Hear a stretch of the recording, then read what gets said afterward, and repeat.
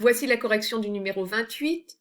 Il s'agit ici de l'exercice contraire de numéro 26. On vous donne le signe de la dérivée seconde et on vous demande de tracer une représentation graphique possible. Alors votre fonction est définie sur l'intervalle 0,6. On vous donne 3 images, donc 3 points. Ici, on est dans la partie positive de notre repère, hein. Donc c'est pas la peine d'avoir la partie négative. Vous allez placer ici quelques points, donc f de 0 vaut 1, alors on a ce point-là, f de 2 vaut 2, et puis f de 6, alors si on est en 1 ici, 2, 3, 4, 5, 6 à peu près, hein, on trace à main levée, et si on est en 2, 3, 4, 5, 7, 8, hein, je vais tricher un petit peu, voilà, on a le point de coordonnées 6, 8. Et on vous dit que la dérivée seconde sur l'intervalle 0,6 est positive. Eh bien, si elle est positive, cette dérivée seconde, ça veut dire que votre fonction est convexe.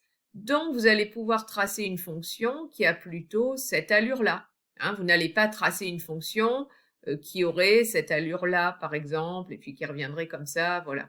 Ici, elle est convexe, donc elle est tournée vers le haut, donc vous avez un graphique qui a cette allure-là. Pour la deuxième proposition ici, on a toujours les mêmes points, on sait que f de 0 vaut 1, que f de 2 vaut 2, et que f de 6 vaut 8, voilà, donc toujours les 3 mêmes points. Par contre ici, la fonction dérivée seconde est positive sur l'intervalle 0,2, ça veut dire que votre fonction f va être convexe sur l'intervalle 0,2, alors que sur l'intervalle 2,6, eh bien, votre dérivée seconde est négative, donc votre fonction f va être concave.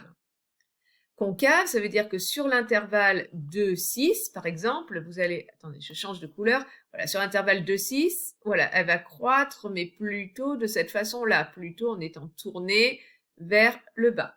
Par contre, sur l'intervalle 0,2, elle est convexe, donc on ne sait pas ce qui se passe entre 0 et 2, hein, elle n'est pas forcément croissante.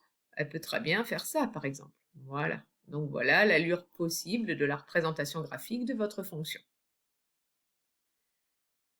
Voilà pour le numéro 28, et bien vous passez à l'exercice suivant.